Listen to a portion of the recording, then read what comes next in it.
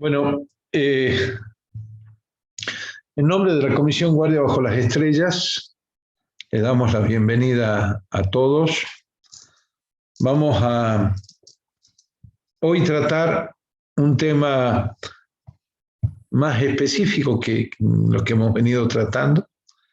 En este caso va a ser el año 1821. Y quiero hablar del disertante de hoy, del doctor Marcelo Ruibal, secretario de la Comisión Guardia Bajo las Estrellas, investigador y parte del Instituto San Felipe y Santiago de Estudios Históricos, del Instituto Güemesiano de Salta. Ustedes por qué preguntarán, por qué lo puse como adelante a la Comisión Guardia Bajo las Estrellas, y porque empezamos por casa. Uno de los puntales para comenzar a hacer este trabajo a través del Internet en esta plataforma Zoom, cuando empezamos con la locura de decir, bueno, vamos a usar la plataforma Zoom para difundir Güemes. Marcelo fue uno de los que dijo, bueno, vamos, y bueno, nos venimos apoyando entre todos para completar este año en homenaje al general Güemes, y sobre todo para generar un archivo en video de estas charlas, que ustedes lo van a poder encontrar en el YouTube, en mi canal, en Jorge Llanela, y ahí van a poder ver todas las charlas que desde el mes de febrero venimos realizando en la plataforma Zoom. Bueno, comenzamos con este mes de octubre y lo comenzamos con esta charla de Marcelo Ruibal. Marcelito, la palabra es tuya. Muchísimas gracias, Jorge, por la presentación. Y bueno, hoy la idea es hablar de qué sucedió en el año 1821. Pero antes de entrar en el año 1821, tenemos que hablar de los últimos acontecimientos que fueron marcando gran cantidad de cosas que han sucedido después en el año 1821, que son sucesos del año 1820. Uno de los hechos muy importantes es la anarquía en las Provincias Unidas. ¿Qué es lo que sucedió? Las fuerzas de las provincias del litoral se enfrentaron en la batalla de Cepeda con las fuerzas de las Provincias Unidas, que en realidad eran las fuerzas de Buenos Aires nada más, porque el ejército del norte, que había bajado para sumarse a las fuerzas de Rondó, se subleva y se va a Córdoba. Entonces, Rondó se enfrenta solamente con parte de las fuerzas de Buenos Aires y es derrotado, como dije, en la batalla de Cepeda. Y ahí le piden la renuncia a él como secretario supremo como secretario o director supremo de las Provincias Unidas, y se disuelve el Congreso que funcionaba en Buenos Aires. De esa forma, todas las Provincias Unidas desaparecen como una entidad y empiezan a manejarse en forma independiente cada una de las provincias. Tal punto que en Tucumán, el que era el gobernador de Tucumán, Arauz, Bernabé Arauz, se nombra a la provincia de Tucumán como República Independiente del Tucumán.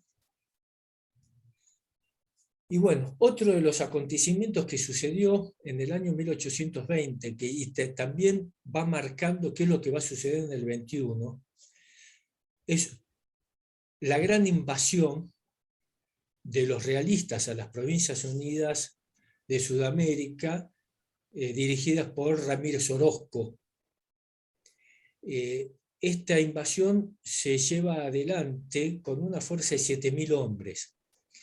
Y la importancia de esto es que en ese mismo momento, cuando se estaba produciendo la invasión a las Provincias Unidas, San Martín, que estaba en Chile y ya había logrado independizar Chile, se comunica con Güemes y le pide que deje entrar lo más posible a las fuerzas enemigas, a las fuerzas realistas en el territorio saltojujeño, para de esa forma él poder embarcarse hacia los puertos intermedios del Perú.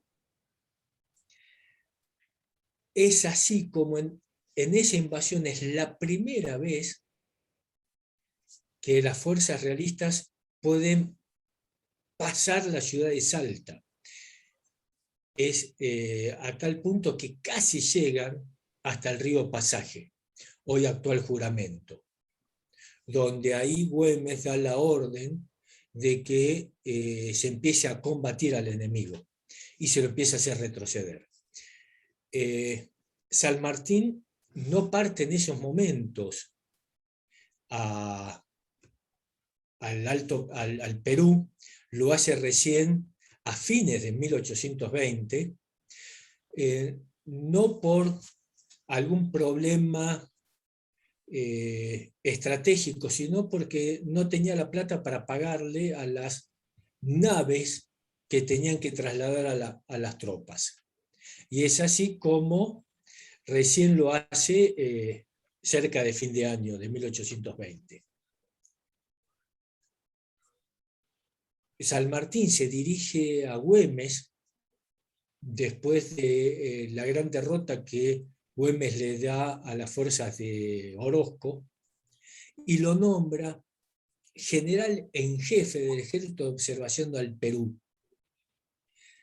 Güemes se dirige al resto de los gobernadores, y ya no al gobierno central, pero como les había dicho, ya no existía un gobierno central. Entonces se dirige a cada uno de los gobernadores pidiéndole dos cosas. Primero, que le dijeran si lo reconocían como general en jefe del Ejército de Observación al Perú.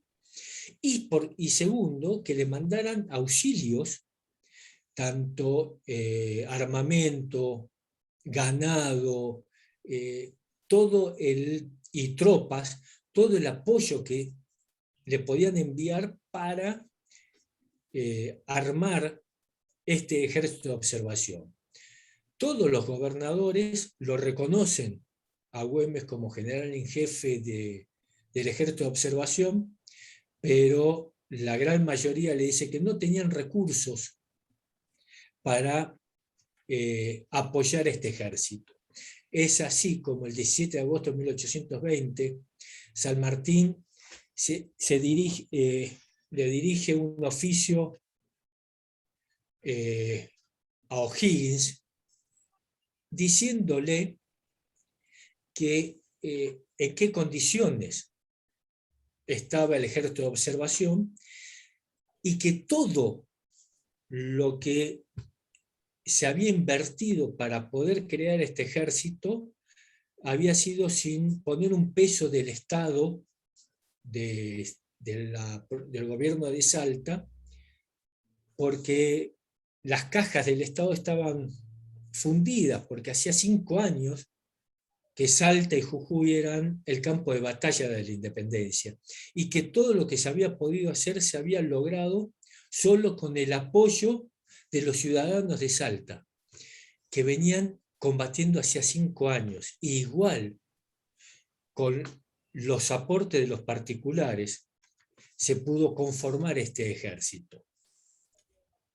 Y ahí es donde Güemes le pide, ya en 1821, en enero de 1821, al Cabildo de Salta, explicándoles que él ya estaba preparándose para iniciar las marchas hacia el Alto Perú, entonces que les pedía que nombraran a un gobernador sustituto porque Güemes era el gobernador propietario. En esa época a los gobernadores se les decía gobernador propietario, que era el gobernador titular en el cargo. Entonces, que nombraran a un sustituto para que lo reemplazara en los quehaceres de la gobernación. Y él recomienda que sea José Ignacio de Gorriti, el coronel don José Ignacio de Gorriti.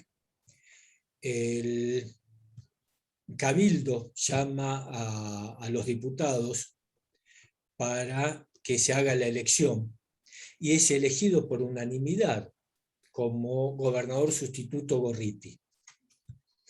Entonces, en ese momento ya Güemes da la orden de que las distintas compañías del Ejército de Observación iniciaran las marchas hacia el Alto Perú. Y ahí le manda otro oficio a O'Higgins, comunicándole que ya habían empezado a marchar las primeras compañías con un distintivo que decía morir por la patria es gloria.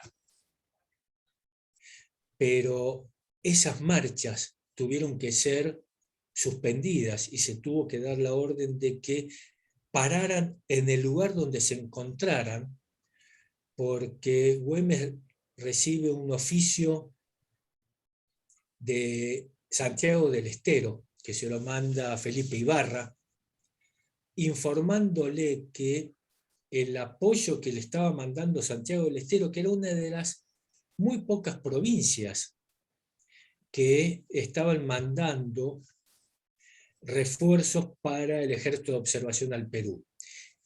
Y aparte, Güemes le había mandado dinero para que se comprara caballada, ganado, y Ibarra le informa que se veía imposibilitado de mandar todo ese apoyo porque el gobernador de Tucumán, Bernabé Arauz, había invadido la provincia de Santiago del Estero. Entonces, ahí es donde Güemes se dirige al Cabildo informándole lo que había sucedido y pide la autorización para poder dirigirse hacia Tucumán y atacar a Bernabé Arauz. El Cabildo de Salta le plantea que ellos no pueden decidir el declarar la guerra a una provincia. Entonces, que se va a llamar a los diputados que se había elegido para que ellos lo decidieran. Es así como, por pocos votos de diferencia, porque estaban divididos los diputados, deciden dar la autorización a Güemes que se dirija con las tropas hacia Rosario de la Frontera, que es casi el límite que tenemos con Tucumán, y se le declarara la guerra no a la provincia de Tucumán, sino al gobernador Arauz. Entonces, ahí es donde Güemes se dirige con gran parte del ejército de observación de las divisiones que conformaban el ejército de observación al Perú, se dirige hacia Rosario de la Frontera. En ese momento, en Salta, estando Güemes en Rosario de la Frontera, el Cabildo de Salta y gran parte de los nuevos comerciantes que conformaban lo que se conocía como los miembros de la Patria Nueva, porque Salta estaba dividida entre dos movimientos políticos. Uno, la Patria Vieja, que eran los que seguían a Güemes, y el movimiento de la Patria Nueva, que hacía mucho tiempo habían estado pidiéndole a las autoridades centrales que se lo sacara a Güemes como gobernador porque lo tildaban de tirano.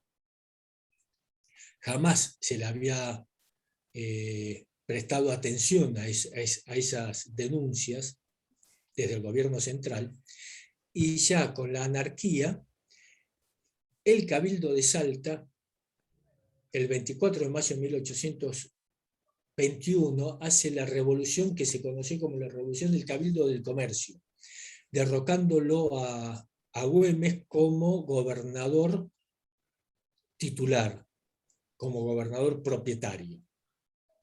Güemes se entera, estando en Rosario de la Frontera, de esto, porque le mandan el oficio donde lo trataban de que era un tirano, un corrupto, infinidad de cosas que después, con los años, lo va a tomar todos esos dichos un historiador y militar, Mitre, que en uno de los libros sobre el general Belgrano y Güemes, toma los dichos de los miembros de la Patria Nueva, y así es como a Güemes se lo pasó a conocer como un caudillo y como un déspota, que muy lejos de eso estaba. Ustedes fíjense cómo él, cada cosa que hacía le pedía a la otra institución que existía en la provincia. Una era el Ejecutivo por medio del gobernador y la otra era el Cabildo. Todas las acciones que él iba a hacer le pedía autorización al Cabildo. Y como les decía, cuando Güemes se entera de esto, empieza su regreso hacia la ciudad de Salta con un grupo muy reducido de hombres, que eran sobre todo la escolta de él, que era parte del regimiento de infernales. El 31 de mayo de 1821 llega por el mismo camino que había entrado a la ciudad, a Salta, Belgrano, por la zona de Castañares. Ahí los revolucionarios habían fortificado la ciudad de Salta y habían sobornado a una división de gauchos que había quedado en la ciudad. Se les había dado plata para que se pusieran bajo las órdenes de los revolucionarios. Cuando Güemes se entera de esto, cuando Güemes llega a Salta, un grupo de los revolucionarios se le acerca para tratar de negociar y plantearle que él aceptara que había sido derrocado. Uno de los integrantes de esta comitiva, desde abajo de su capote, le dispara a Güemes tratándolo de matar, pero le erra el tiro y sale huyendo hacia la ciudad. Güemes lo persigue, y cuando lo tenía a la altura, ya a mano de sable, en vez de matarlo, lo que hace con el sable es le corta parte del capote. Y ahí se frena frente a las divisiones de gauchos, de las milicias gauchas que estaban formadas, y él solo les empieza a hablar, y cuando lo ven a su general y a su jefe amado, las fuerzas gauchas lo empiezan a victoriar, y ante este hecho los revolucionarios huyen de la ciudad de Salta. Muchos se dirigen hacia Tucumán, porque el gobernador de Tucumán, Bernabé Araoz, era aliado de la oposición que había en Salta contra Güemes. ¿Y por qué Bernabé Araoz era un enemigo de Güemes? Cuando en 1817, cuando se produce la invasión de la Serna, Güemes le pide a Belgrano que le manden caballada. Belgrano estaba con el ejército del norte en Tucumán, y le pide a Bernabé Araoz, que era el gobernador de Tucumán, que le dé caballos. Bernabé Araoz le manda una caballada, unos 200 caballos, que cuando llegan a Salta, Puch, el suegro de Güemes, los recibe en Rosario de la Frontera, y eran caballos famélicos, que no servían para nada. Y no le dan ningún tipo de apoyo de todo lo que pedía Güemes. Entonces, cuando Güemes derrota a Bernabé Araoz, entre Belgrano y Güemes le piden al gobierno central, que estaba como secretario supremo Pueyrredón, que se lo saque a Bernabé Araoz como gobernador. Y es así que Pueyrredón lo echa a Bernabé Araoz como gobernador de Tucumán. Por eso era el odio que Araoz le tenía a Güemes.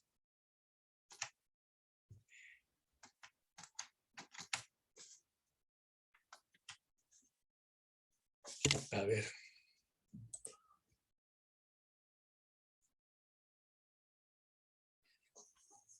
Y ustedes fíjense, estamos hablando de 1821, el tema de el ataque, que Güemes se tiene que ir a Rosario de la Frontera, en mayo que se produce la revolución del Cabildo del Comercio, que el mismo 31 de mayo fracasa, huyen, y Güemes, que los que podría haber apresado y fusilado por sedición, la sedición estaba penada en esa época con la pena de muerte.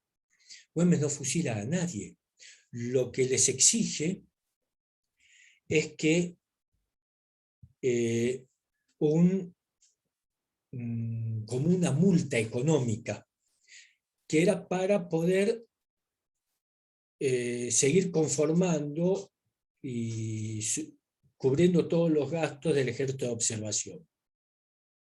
Entonces, a los que se habían quedado, los multa, y a los que se habían ido, con grupos de los infernales, al mando de distintos oficiales, van abriendo los distintos comercios que habían sido abandonados y se confiscan bienes por el valor de las multas que se les había cobrado. Ante este hecho, los revolucionarios, habiendo sido derrotados, no se conforman con esto y empiezan a idear algo mucho peor, que es buscar al enemigo que se estaba yendo para Tupiza, para ya el Alto Perú, y le piden a Benítez que se le pagan 5.000 pesos para que pueda ir a encontrar a la retaguardia del ejército realista, que estaba al mando de Valdés.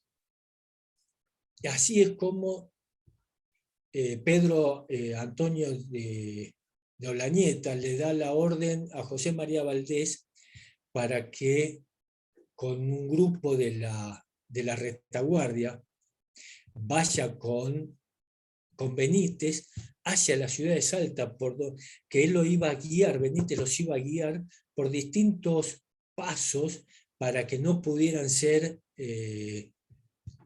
detectados. ¿Y qué es lo que se buscaba? Tenderle una emboscada a Güemes y poder tomarlo prisionero o matarlo. Es así como el 6 de junio de 1821, uno dice, bueno, pasó mucho. Había sido el 24 de mayo había sido la revolución, el 31 de mayo habían sido derrocados a los pocos días. El 6 de junio,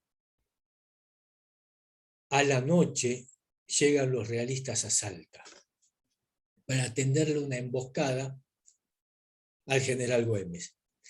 Y Esto lo cuenta el coronel Jorge Bid, que Bid era el jefe del Estado Mayor de las fuerzas de Güemes, y que en 1866, estando en Estrasburgo, él era francés, le mando una carta al general Dionisio Puig, cuñado de Güemes, porque Puig le había pedido que le contara qué había sucedido en ese mes nefasto de agosto de 1821. Y así es como Bid le cuenta que estaban a pocas leguas de la ciudad de Salta, donde estaba el campamento con las divisiones, con gran parte de las divisiones del Ejército de Observación al Perú. Y Güemes recibe una información de que tenía que ir hacia la ciudad de Salta. Güemes llega de noche a la ciudad de Salta con muy pocos hombres de su escolta. Y ya ahí es el primer tema extraño. En esa época, rara vez había movimiento, sobre todo de noche, y traslado de gente. Entonces tuvo que haber sido alguien de confianza de Güemes, que le dijera que él tenía que llegarse hacia la ciudad de Salta, y es así como cerca de 10 de la noche llega a la ciudad de Salta y se dirige a la casa de su hermana, de Magdalena Güemes, más conocida como la Macacha, en el mismo lugar donde hoy funciona el Museo de Güemes, en la calle España, que era donde vivía Macacha. Y estando en la casa de Macacha, manda a uno de sus hombres hacia la Plaza 9 de Julio, que era donde está el Hotel Salta hoy. Ahí estaba la gobernación, la casa de gobierno de la provincia. Y cuando uno de sus hombres va hacia la Plaza 9 de Julio, le gritan: alto, ¿quién vive? Y como era de usanza en esa época, los patriotas gritaban: la patria. Cuando el infernal contesta ante la voz de alto, lo que recibe es una descarga de fusilería.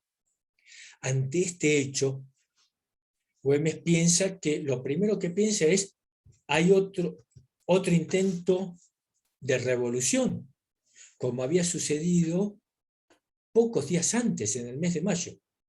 Entonces manda otro grupo de su escolta, van hacia la plaza y se encuentran que los que habían disparado no eran los revolucionarios de la Patria Nueva, sino eran los realistas, que habían empezado a tomar los distintos puntos de la ciudad de Salta.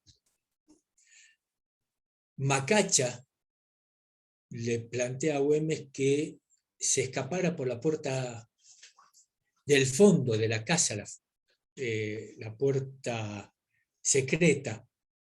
Esto se sabe porque uno de los integrantes de la custodia de Güemes, en sus memorias, él plantea que como él perdió su caballo, se tuvo que quedar en la casa de la Macacha, y él se escapó por la puerta trasera que daba a un zanjón de hoy la avenida Belgrano, que era el zanjón de Tineo. Güemes le dice a Macacha que él no podía dejar a su escolta, abandonarlos y escapar como un cobarde por la puerta trasera, aunque iba a salvar su vida. Monta a caballo y tratan de salir por lo que hoy es la avenida, la calle Balcarce. ¿Y por qué trata de salir por ahí? Porque en el Zanjón de Tineo, en esa parte donde hoy es la calle Balcarce, estaba un puente. Entonces, por ese lado, Güemes podía salir, porque habían tratado de salir por la otra parte de la calle España para volver al campamento, que estaba cerca del campo de Velarde, y los realistas le habían cortado esa salida también. Entonces, el único camino que le quedaba era salir por el puente de la calle Balcarce.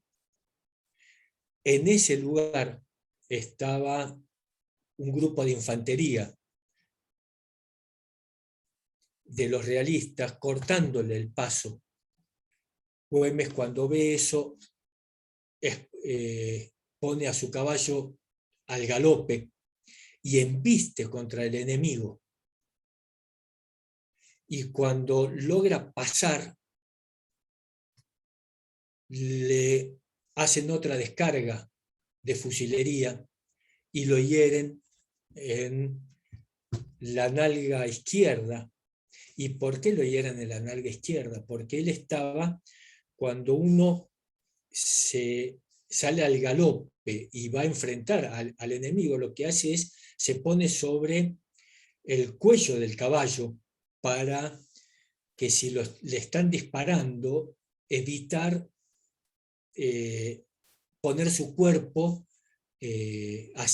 contra las balas. Entonces él estaba tirado sobre la grupa del caballo. Y así es como cuando pasa es herido en la nalga izquierda y sale por la ingle derecha. Eso es en la madrugada del 7 de junio de 1821, donde Güemes es herido de gravedad y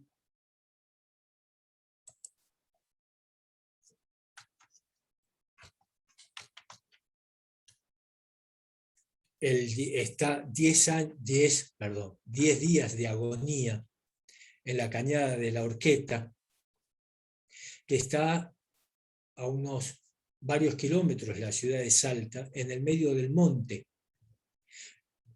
¿Y por qué se fueron a la cañada de la Horqueta? Porque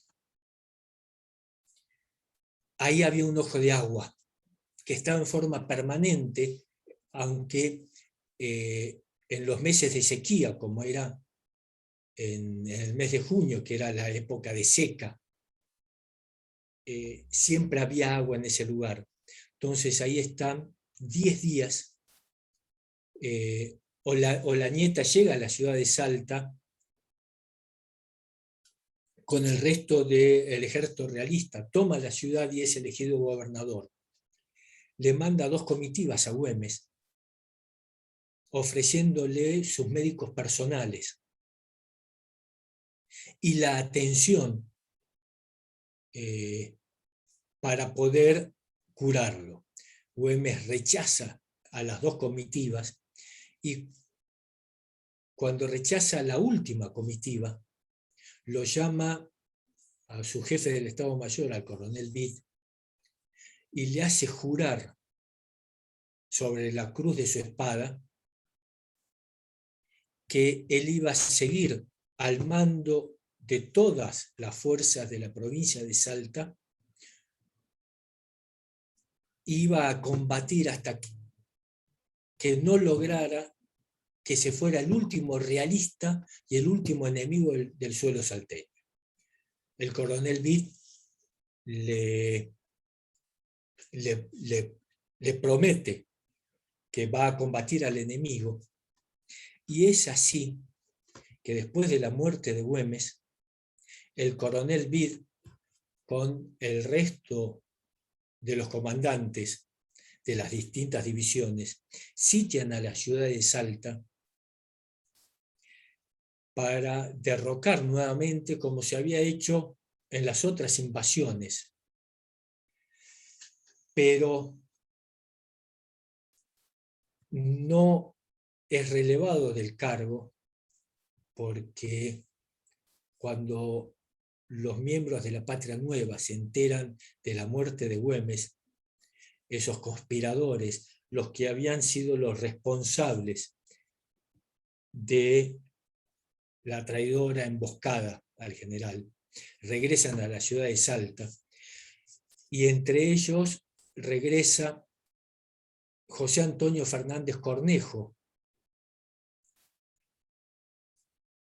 y se hace cargo de las fuerzas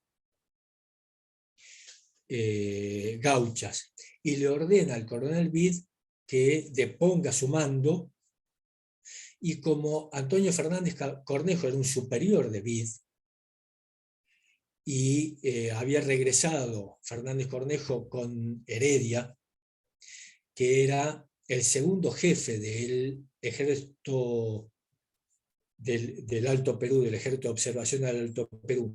Entonces Vid, confiando en Heredia y en Cornejo, depone su mando porque le prometen que ellos iban a seguir sitiando la ciudad de Salta. Muy lejos de eso sucedió, sino todo lo contrario. No siguieron sitiando la ciudad de Salta, sino que iniciaron negociaciones con las fuerzas realistas, y ahí es donde regresan a la ciudad de Salta el resto de los cabildantes que habían huido a Tucumán. Y se hace un primer acuerdo de paz con las fuerzas realistas, porque se habían asumido sus cargos los miembros del Cabildo, y Saturnino Saravia como gobernador interino, reemplazando a Olañeta, que había sido elegido gobernador de la ciudad de Salta, y a los cabildantes que habían sido elegidos, los de la Patria Nueva los reemplazan en el cargo, y hacen un acuerdo en el cual se comprometían en llamar a elecciones para elegir a un gobernador propietario y firmar un tratado de paz o un armisticio con el enemigo. Es así como el 10 de agosto es elegido como gobernador e intendente de la provincia el coronel mayor José Antonio Fernández Cornejo, el mismo que le había dicho a Vid que iba a seguir sitiando a la ciudad de Salta. Y el 20 de agosto de 1821 se firma el Tratado de Paz o Armisticio con el enemigo. Entre las cosas que se planteaba, uno era en el artículo primero la suspensión de hostilidades por ambas partes, poner fronteras donde la provincia de Salta se comprometía a no pasar de Humahuaca y los realistas a no pasar de La Quiaca hacia Salta, y que el gobierno de Salta no permitiera que fuerza alguna transitara por la provincia y que fuera a atacar a los realistas. Todo este hecho, porque uno se pregunta, y bueno, ¿qué hacían los otros miembros de la Patria Vieja, los que habían combatido codo a codo con Güemes? ¿Cómo podían estar aceptando este hecho? Y es así que se empieza a tramar una rebelión en contra de Fernández Cornejo, Fernández Cornejo, cuando se entera de esto, manda a arrestar a doña Magdalena Goyechea, la madre de Güemes, que era conocida como la tesorera, y a María Magdalena, la macacha, y a varios de los hermanos de Güemes, porque los acusa a todos de conspiradores y de organizar una rebelión en contra del gobernador. Cuando el coronel Bid y Pablo Latorre, que era uno de los comandantes de Güemes, se enteran de esto, le piden la renuncia a Fernández Cornejo.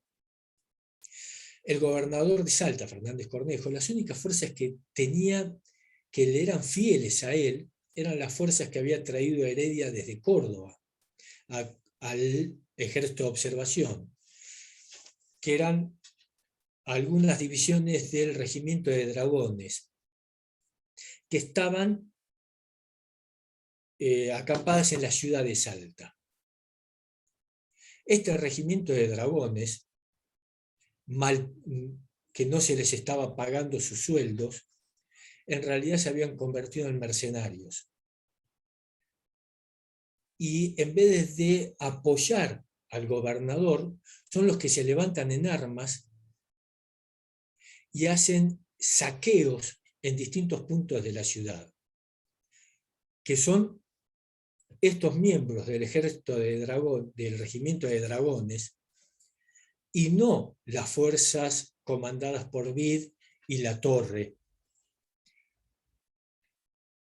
Ante todo este caos, el 23 de septiembre, el canónigo Gorriti, hermano de José Ignacio Gorriti, empieza a tratar de iniciar negociaciones y se hace un acuerdo donde se lo elige gobernador porque Fernández Cornejo renuncia a su cargo y se le elige gobernador al doctor José Ignacio Gorriti y se lo nombra a Pablo Latorre como jefe de la plaza. Gorriti asume su cargo el 1 de octubre. Cuando San Martín se entera no solo de la muerte de Güemes, sino del armisticio que se había firmado con el enemigo, le dirige un oficio a O'Higgins diciéndole: el indigno armisticio de Salta ha hecho que todas las fuerzas caigan sobre mí y esto no puede permitirse, por lo que suplico a usted encarecidamente escriba sin perder momento a los gobiernos de Tucumán, Salta y demás, como igualmente al Congreso que se haya formado en Córdoba, a fin de que, reuniéndose, hagan una distracción a los enemigos que en el día no tienen fuerza ninguna en el Alto Perú. Ruego a usted tenga este punto interesante en mucha consideración. El gobierno de Tucumán también se dirigió hacia Olañeta con un oficio diciéndole que ellos iban a sumarse al armisticio, al tratado de paz con los realistas. San Martín se encontró solo en Lima y de esta forma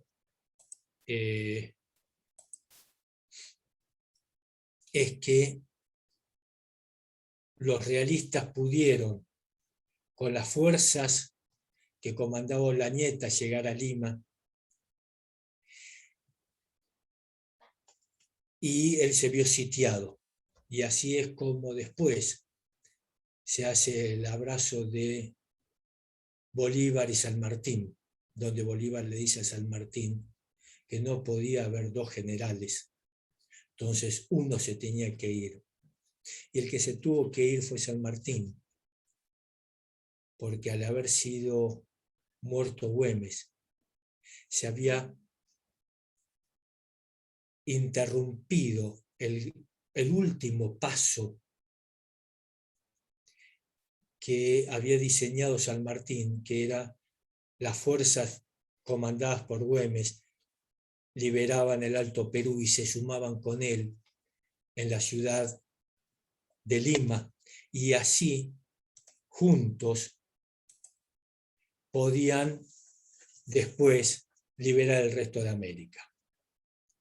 Entonces, ese año 1821, se vio cómo moría la independencia al morir Güemes, cómo se perdía el gran sueño de concretar las Provincias Unidas de Sudamérica, que no se le había puesto ese nombre por casualidad ni por capricho en el Congreso de Tucumán en 1816, sino que se había cambiado el nombre de Provincias Unidas del Río de la Plata por Provincias Unidas de Sudamérica, porque eran la gran patria, y convertir a toda Sudamérica en una sola provincia, distintas provincias unidas,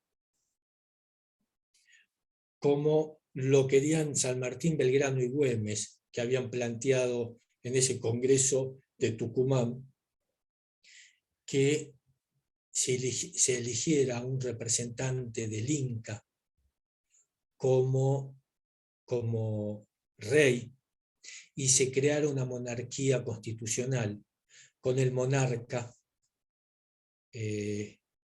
como un Inca, y de esa forma unificar todo el resto de los distintos virreinatos y capitanías que existían en Sudamérica. Todo eso se terminó con la vil emboscada en junio de 1821 y con la muerte de Güemes, y se perdió ese gran sueño. Bueno, ahora quedo a disposición de todos para poder contestar preguntas. Si tienen alguna duda, estoy a disposición de todos. Gracias, Marcelito. No se peleen por preguntar, se habiliten el micrófono y pregunten. ¿Puedo preguntar yo? Yo quiero pedirte, Marcelito, vos tenés ahí en tu PowerPoint, tenés el cuadro de Alice. ¿Podés ponerlo un segundo en la pantalla? Creo que es como la 9ª o 10ª placa. Mientras tanto, aprovecho a contarles a los que están... Ahí está. Aprovecho a contarles a los que están en este encuentro de Zoom que este cuadro se encuentra en el recinto de la legislatura y es muy, muy interesante. Es de grandes dimensiones, tiene como 5 metros de ancho por 2 y pico de alto. Es realmente un cuadro imponente. Y abajo de este cuadro, en un rinconcito, hay una carta de Alice en donde explica los detalles de este cuadro.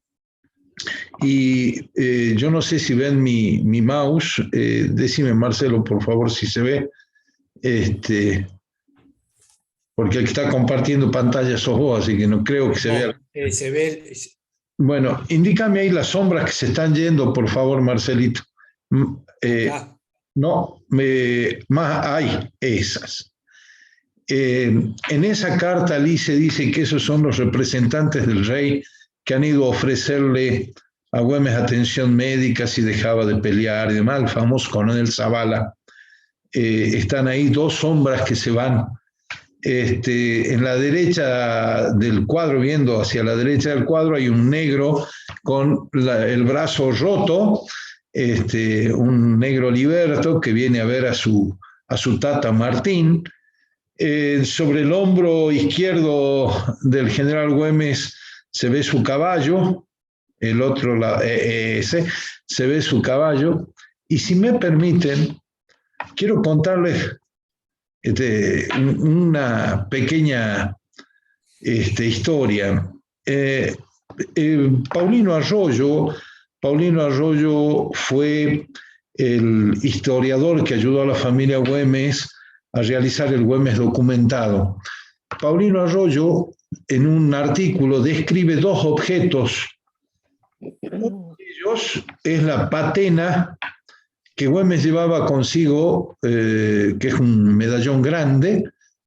Llevaba una patena que él dice en ese artículo que él la ve pasar dentro de la familia Güemes porque él ha sido criado por una nieta de Güemes y resulta de que la describe como de 15 por 17, entonces la describe como una barbaridad de tamaño. Hoy esa patena nosotros la vemos en la catedral, en el Panteón de las Glorias del Norte, en la vitrina de adelante, y durante el tiempo del milagro se la vemos puesta en el faldón al Señor del Milagro. Eso apareció en el 2001, cuando en algún momento se pretendió ir contra las cajas de seguridad. Bueno, la familia Güemes sacó esa patena y se la dio en custodia gracias Marcel, se la dio en custodia a la catedral, ¿no? Pero también cuenta Paulino Arroyo que en ese momento, cuando cruzaba el puente del Tagarete de Tineo y Calle de la Amargura, Balcarce y Belgrano, que hacía la descripción Marcelo, su caballo, su moro, pega tan fuerte en el puente que deja marcada su huella. Por supuesto, eso pasó medio sin tener ni pena ni gloria. Pasaron los años, en el 2007, en una reunión en el Fortín del Tuscal de Velarde, siento que uno de los changos, el Saro Marinaro concretamente, dice que él había estado en el traslado de los huesos de Güemes de donde estaba, que era un gran copón de mármol a el sarcófago donde está hoy. Entonces, claro, cuando escucho eso, digo, ¿y qué había? Y me empieza a contar que había hueso, que había pelo, y de pronto dice un ladrillo. Cuando dijo un ladrillo, a mí se me iluminaron los ojitos y digo, ¿cómo era el ladrillo? Y dicen un ladrillo cuadrado, común. Y, ¿qué hace ahí? No sé, dice, pero tenía marcada como una C, como la punta de una herradura de un lado. Así que en una de esas, ese elemento perdido, ese ladrillo que pateó el caballo Güemes cuando sintió a su jinete herido, sea el que está adentro del sarcófago acompañando los restos de Güemes. El que quiera preguntar, pregunte, yo ya dije demasiado. Y después acá, no sé si se ve la flechita, que era lo que les decía del coronel Bid, que Güemes le hace jurar que va a mantenerse al frente de sus hombres hasta derrocar al último realista. Y lo único que yo no estoy de acuerdo con el cuadro es en el hecho de que en realidad, conociendo a cómo era la gente, a Güemes no lo hubiesen tenido 10 días a la intemperie. Seguro, abajo de ese ceibal que había en la cañada de la Horqueta, le tuvieron que haber improvisado con los ponchos y con cueros, como una casa para protegerlo del frío, aunque en esa época no llueve, y en eso podemos dar fe muchos de los miembros que estamos en la conversación, que es cuando hacemos la guardia bajo las estrellas en la cañada de la Horqueta, en el lugar donde Güemes murió, el 16 y 17 de junio hace muchísimo frío. Entonces, los 10 días que Güemes estuvo de agonía, y decimos agonía, pero gran parte de su tiempo él estuvo lúcido, porque hasta último momento estuvo dando órdenes, a tal punto que al médico que lo asistió, que era uno de los miembros de la Patria Nueva, sí señor, le dio la orden a uno de sus hombres que lo llevara y lo escoltara hacia la ciudad de Salta, sabiéndose que a él que a Güemes sabiendo que le quedaba poco tiempo de vida, tal vez horas o un día o 2 días, da la orden de que lo escolten hacia la ciudad de Salta para que nadie considerara que había muerto por culpa de él y lo mataran. Entonces, hasta último momento, Güemes estuvo lúcido, pero sí no me imagino que sus hombres lo hubiesen tenido a la intemperie, le hubiesen construido algún refugio para protegerlos de el frío que hace en ese lugar, que no es chiste. Lo que pasa es que vos sos flojo, Marcelito. Pero siempre, ¿qué es lo que prometemos en la Cañada de la Horqueta? Frío. Mucho frío. Es lo único que podemos garantizar, frío. Exacto. Que cuente una anécdota, Marcelito. Ustedes saben que el doctor Castellano se había casado la noche en que los gauchos lo sacaron de la casa y lo llevaron a ver a Güemes. O sea, estaba en su noche de bodas cuando lo sacaron de la casa y lo llevaron a la Cañada de la Horqueta para tener. Así que fíjense en si y no lo era. tuvieron, linda luna de miel pasó. Era enemigo y todo, pero lo buscaron, porque recordemos que el médico personal de Güemes era el doctor Rejan, y el doctor Rejan lo acompañó a Belgrano, a Buenos Aires, y Sí, es a quien le entrega el famoso reloj que luego robaron del museo. Pero el doctor Rejan acompañó a Belgrano y por eso no estaba en Salta. Bueno, ¿alguna pregunta da vuelta por ahí? generalmente no se hacen preguntas, pero bueno,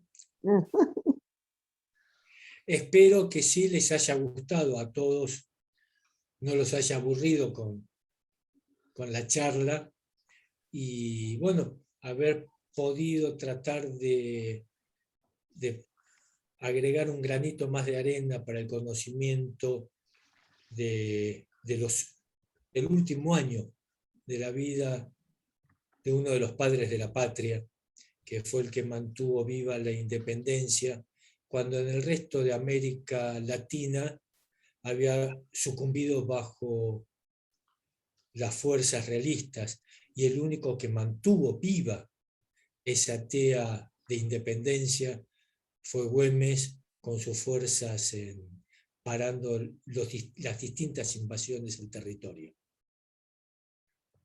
Vamos a ver si hay alguien que quiera hacer una pregunta. Ya uno, Bueno, ¿no? yo no sé cómo funciona esto, es la primera vez que estoy en un Zoom, no sé si me escuchan. Sí, te escuchamos perfectamente. Lo que pasa es que, bueno, yo no soy una conocedora en profundidad de la historia, más allá de tener la suerte de ser la hermana de Marcelo, y por eso estar más embebida en lo que es la historia de Salta y tener un hijo salteño. Pero fue tan claro toda la charla que no nos queda posibilidad de hacer preguntas, porque realmente fue muy didáctica, o sea, para aquellos que tenemos algo de conocimiento, pero no vasto como lo tienen ustedes, que son historiadores, fue muy, muy completa. Así que por ahí es que, por ese motivo, no tenemos preguntas, porque no hacen falta.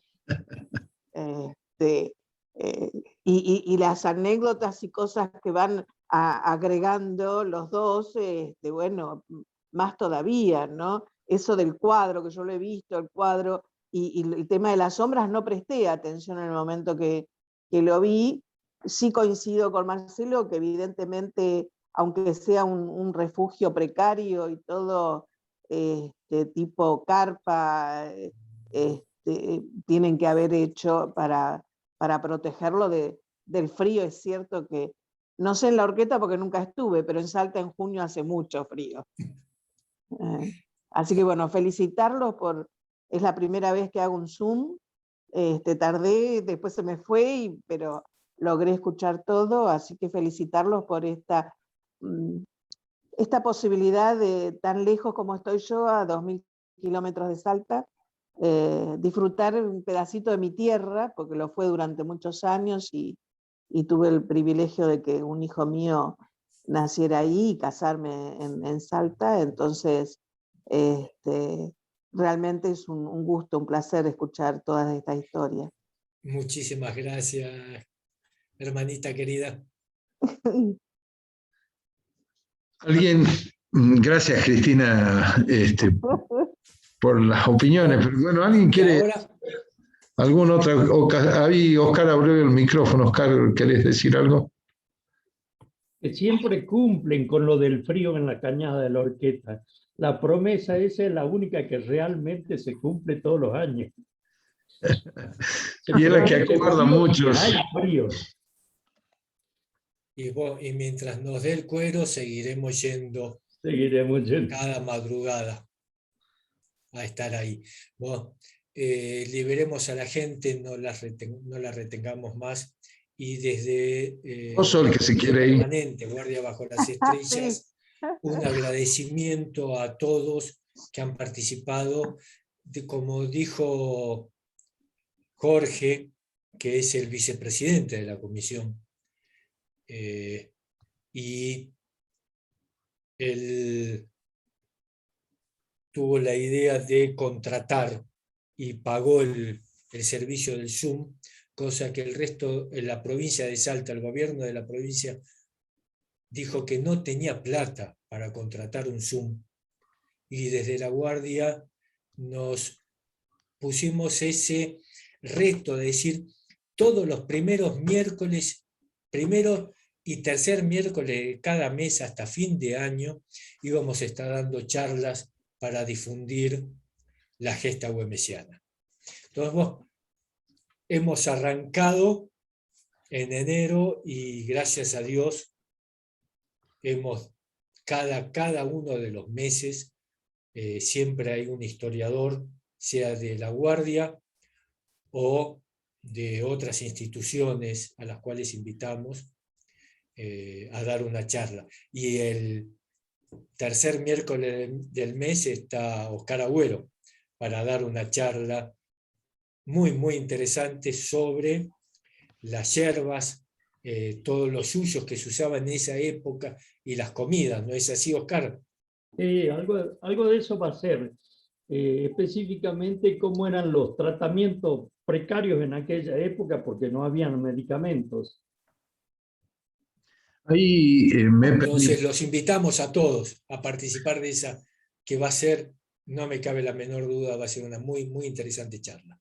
Me he permitido poner ahí en el chat el ID de la reunión, de la próxima reunión, y el código de ingreso de esta reunión, que va a ser el 20 de octubre del 21 a las 20 horas, con Oscar Agüero como disertante.